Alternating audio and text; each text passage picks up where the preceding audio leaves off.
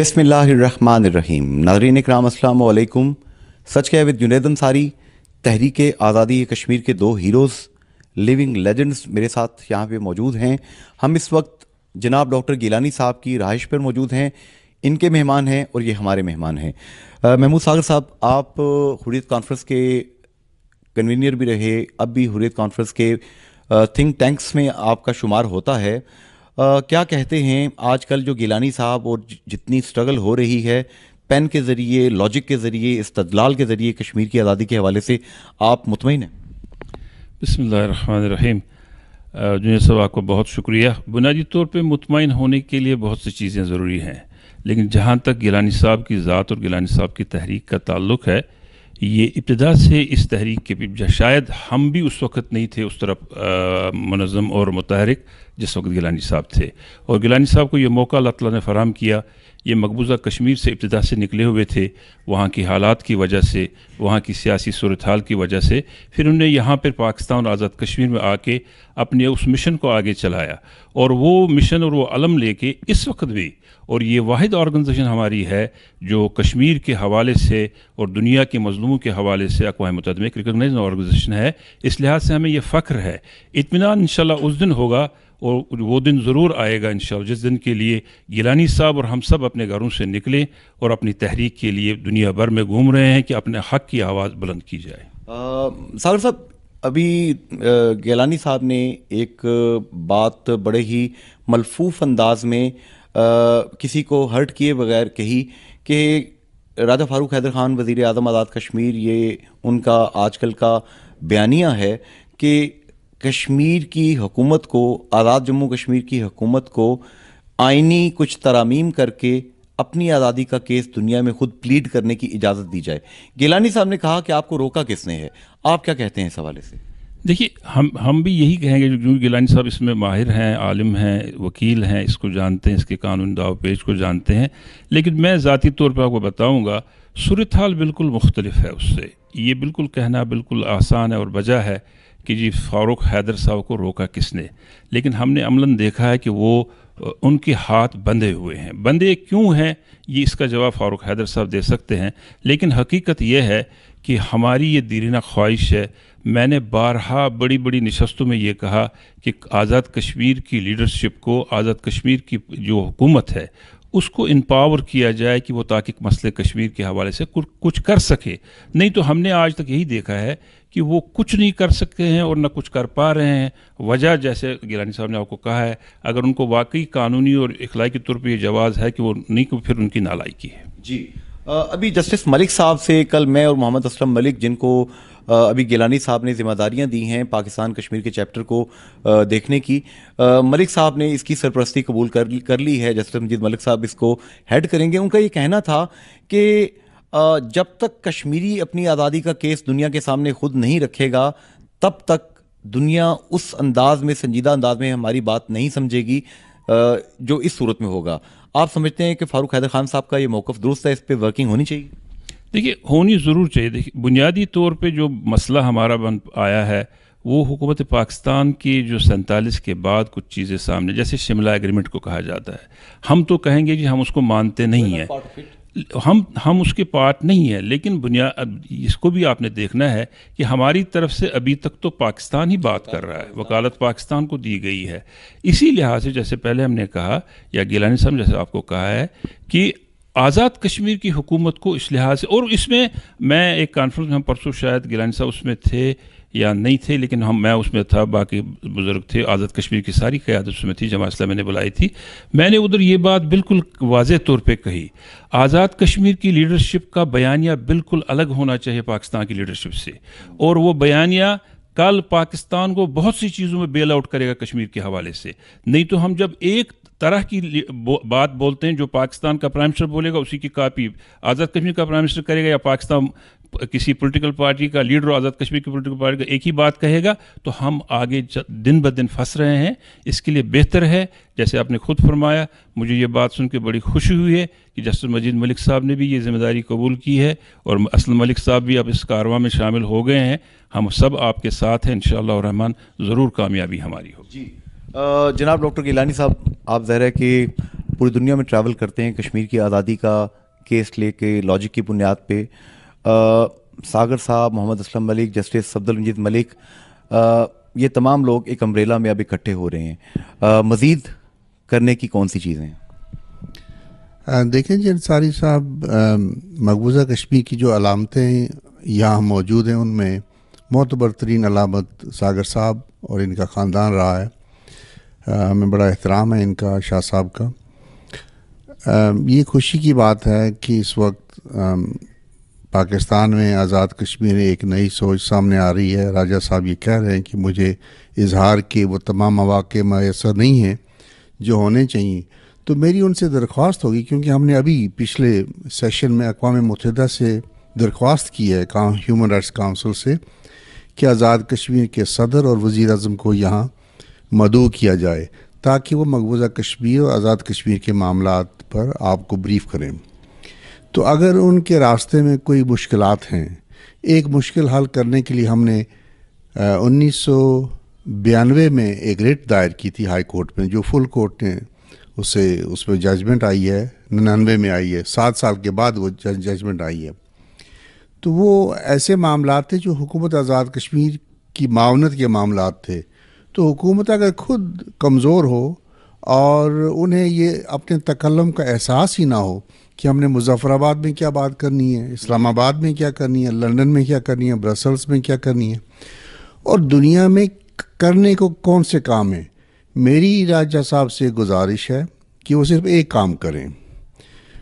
مسئلہ کشمیر ایک نقطے پر اٹکا ہوا ہے, وہ یہ ہے کہ کشمیر میں فیئر اور امپارشل پلیبسٹ کروانا ہے, رائے شماری, اور اس میں صرف افواج کے عدد پر جھگڑا ہے کہ ہندوستان کتنی افواج رکھے گا اور پاکستان کتنی افواج رکھے گا.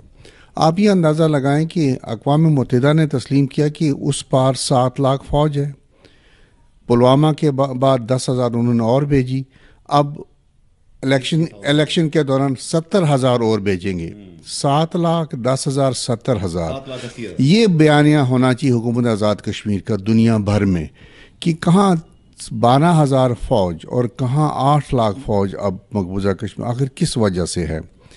تو پھر ایک سمپل سا ایک یعنی عام سادہ سا ایک اصول ہے کہ اگر 2 فریقین میں جھگڑا ہے تو تیسرے فریق کو آنا پڑتا ہے, اسے آربیٹریشن کہتے ہیں. اقوام متحدہ نے یہ تسلیم کیا ہے کہ اگر ہندوستان اور پاکستان کے درمیان افواج کے عدد پر کوئی اختلاف ہے تو آربیٹریشن ہونی چاہیے. تو arbitration international court of justice بھی کرا سکتی ہے, وہ ایک پینل بھی مقرر کر سکتی ہے, ایک شخص کا بھی انتخاب کیا جا سکتا ہے. مسئلہ کشمیر میں کوئی مشکل نہیں ہے, ایک جگہ پر ہم کھڑے ہیں کہ رائے شماری کرانے کے تمام انتظامات مکمل ہو چکے تھے, صرف یہ تھا کہ عدد تھا فوج کا, اور فوج کی عدد پر بھی جو آخری فیصلہ ہے وہ رائے شماری کے ایڈمنسٹریٹر کا ہے. وہ چاہے تو ہندوستان کا آخری فوجی بھی وہاں سے دھکیل سکتا ہے. ایک سوال ہے یہاں پہ, جسٹس مجید ملک صاحب چونکہ میرے بزرگ بھی ہیں اور میں ان سے بڑا احترام ان کا کرتا ہوں, میں ہی نہیں تمام کشمیر کے لوگ جو کہ تحریک آزادی کے ساتھ وابستہ ہیں وہ احترام کرتے ہیں. ان کا یہ کہنا ہے کہ جب یہ پاکستان نے اقوام متحدہ میں لکھ کے دیا تھا کہ ہماری فوج پہلے ہم یہاں سے نکال لیں گے اور بھارت کی مخصوص ایک فوج, وہ جو تعداد کی آپ بات کر رہے ہیں, وہ پیس کیپنگ کے لیے وہاں پہ رہے گی, تب کشمیر کی اپنی آرمی تھی جس کو بعد میں وڈرا کر لیا گیا, جس کو ضم کر دیا گیا پاکستان کی فوج کے اندر. تو کہنے لگے کہ اب اس چیز کو بھی ہمیں میک شور کرنا ہوگا, پاکستان کس طرح اعتبار کرے کہ ہم آرمی پوری نکال لیں تو بھارت کوئی اور وہاں پہ ایڈونچر نہیں کرے گا. جسٹس مجید ملک صاحب کا بڑا مقام ہے قانون کی دنیا میں اور ہمارے دلوں میں بھی بڑا احترام ہے, لیکن میں بصد احترام یہ کہوں گا کہ مسئلہ کشمیر 2 افواج کے نکالنے یا نہ نکالنے کا مسئلہ نہیں ہے, یہاں کے خود ارادیت کا مسئلہ ہے. ان افواج کا وہاں ہونا بھی غیر قانونی معاملہ ہے, یعنی پاکستان کی فوج کا وہاں ہونا یا ہندوستان کی فوج کا ہونا تا وقت کہ رائے شماری نہ ہو, یہ ایک قانونی مسئلہ ہے.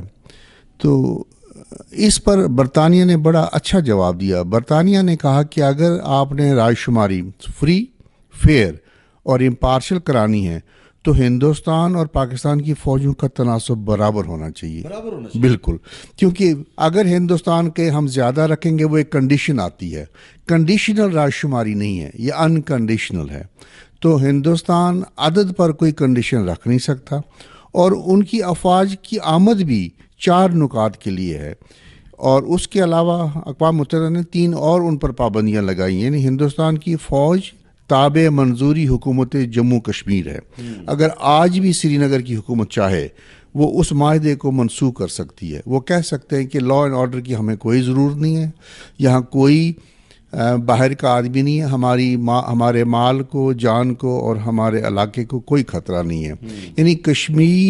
یعنی کشمیریات کو سمجھنا بڑا ضروری ہے. یہ بات کہنے کی حد تک گیلانی صاحب بڑی آسان لگ رہی ہے.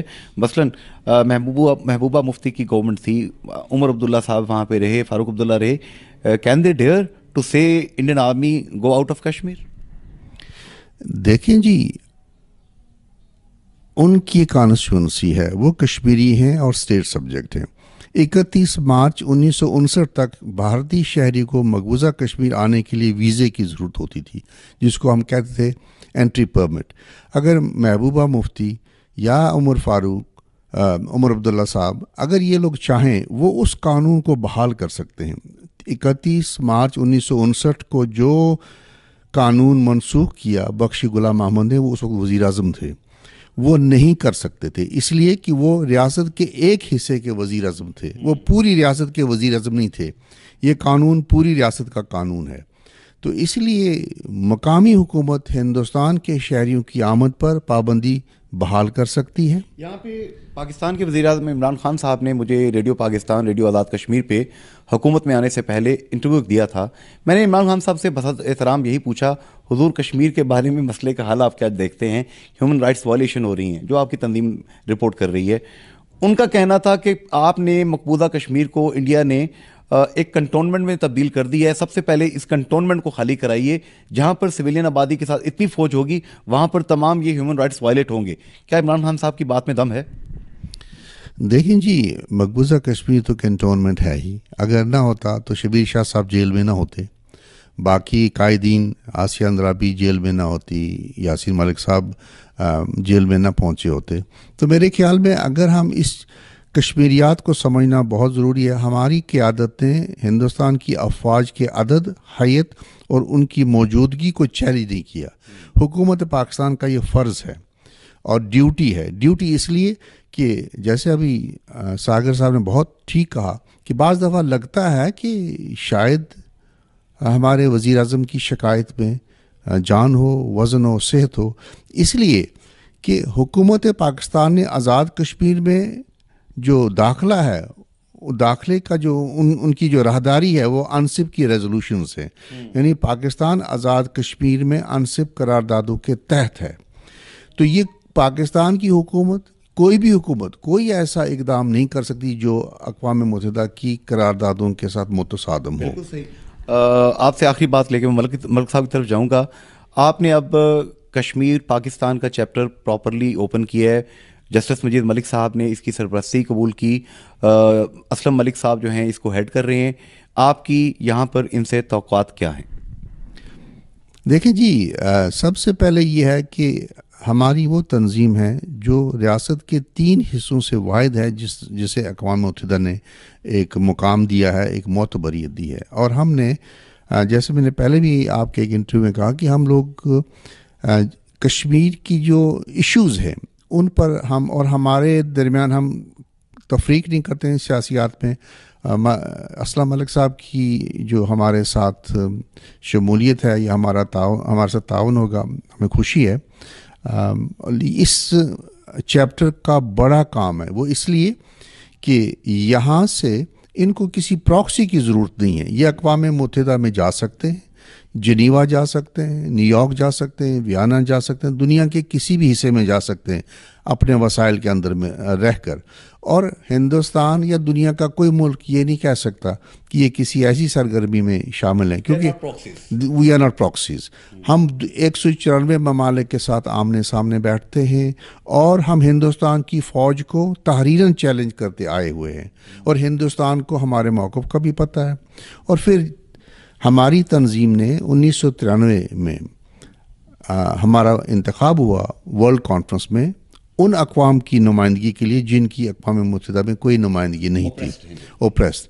तो हमने unrepresented peoples and Nations of the world को 93 में रिप्रेजेंट किया। पाकिस्तान को रिप्रेजेंट किया नुसरत भट्टो साहिबा ने, मरहुमा ने, और हिंदुस्तान को रिप्रेजेंट किया वाजपेयी ने। तो हमारा हमारी मोतबरियत जो है दुश्मन भी तस्लीम करता है। हाँ, तो हुकूमत आज़ाद कश्मीर की हम मावनत करते चले आए हैं। अगर आप देखें कि जिनीवा में रास्ता ही हुकूमत आज़ाद कश्मीर को JKCHR ने दिखा। जी हाँ, हाँ जी हाँ, बिल्कुल जी। मैं आगे बढ़ता हूँ। मलिक साहब, आखिरी जुमला मैं आपसे ले लूँ। एक बहुत बड़ी जिम्मेदारी आपके कंधों पे डॉक्टर गिलानी साहब ने आप पे एतमाद किया, इसी तरह जस्टिस मजीद मलिक साहब ने आपके कहने पे, आपकी उनके गोशगुदार करने पे सरपरस्ती कबूल की। बड़ा काम है, कर लेंगे आप? बिस्मिल्लाहिर्रहमानिर्रहीम। इंशाअल्लाह जी, हम पहले भी कश्मीर के हवाले से अपनी ग्रां कदर जो खिदमात हैं वो पेश करते आ रहे हैं। तो इस हवाले से जो है JKCHR के हवाले से जो ज़िम्मेदारी गिलानी साहब ने सौंपी है, इंशाअल्लाह उस पर पूरा उतरने की कोशिश करेंगे कि उसको बेहसन तरीके से निभाया जाए। और हम कोशिश ही कर सकते हैं, और कोशिश जो है वो रिज़ल्ट अल्लाह के हाथ में है, और इंशाअल्लाह उस कोशिश और काविश में हम दिन रात एक करेंगे इंशाअल्लाह उल अज़ीज़। रोमी कश्मीर मियाँ मोहम्मद बख्श रहमतुल्लाह के इस शेर पे इख्तिताम करूँगा कि माली दा कम पानी देना पर मशकां पावे, मालिक दा कम फल फुल लाना लावे या ना लावे। हम गलतियों से भरे हो सकते हैं, हम कोताहियों से भरे हो सकते हैं, लेकिन लाखों शहीदों का, लाखों कश्मीरियों का खून मुकद्दस है, वो रंग ला कर रहेगा, कश्मीर आज़ाद होकर रहेगा। अल्लाह डॉक्टर गिलानी, मोहम्मद असलम मलिक, महमूद सागर और जितने भी शोहदा हैं, जितने भी गाजी हैं, सबकी कुर्बानियों को कबूल करे और कश्मीर को आज़ादी नसीब करे। आमीन तुम आमीन। फी मान अल्लाह, हाफिज़ एंड गुड बाय। सच क्या है?